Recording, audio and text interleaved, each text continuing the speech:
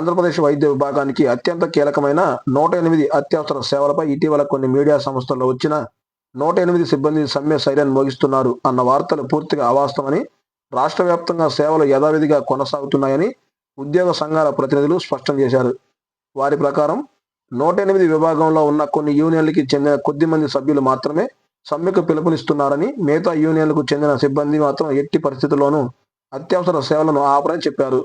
ప్రస్తుతం రాష్ట్రంలోని అన్ని జిల్లాల్లో 108 వాహనాలు మునుపటిలాగే తిరుగుతున్నాయని, భవిష్యత్తులో కూడా సేవలు నిలిచిపోవు అని వారు హామీ ఇచ్చారు.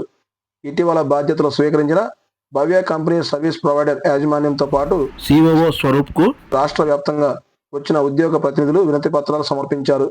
ఇందులో పూర్వ నిర్వహణ సంస్థ అరవింద కంపెనీలో కాలంలో ఉద్యోగులు ఎదుర్కొంటున్న అన్యాయం, చెల్లించని బకాయిలు, న్యూ డ్యూటీ సర్టిఫికేట్లపై ఒత్తిడి వంటి అంశాలపై ప్రస్తావించారు.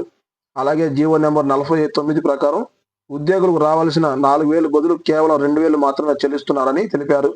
ఈ విషయంలో న్యాయం చేయాలని, లేదంటే శాంతియుతంగా కార్యక్రమాలు చేపడతామని హెచ్చరించారు. అయితే ప్రజలకు హామీ ఇస్తూ ఎక్కడా కూడా 108 అత్యవసర సేవలు నిలవవు అని, వాహనాలు యథావిధిగా తిరుగుతున్నాయని ఉద్యోగ సంఘాలు రాష్ట్ర ప్రతినిధులు తెలిపారు. రాష్ట్ర సభ్యులు నాగరాజు, యుగంధర్, రత్నం, అమిలేష్, శంకర్ శ్రీను తదితరులు మాట్లాడుతూ ప్రజల ప్రాణాలకు సంబంధించిన సేవల విషయంలో ఎలాంటి రాజీ ఉండదని స్పష్టం చేశారు.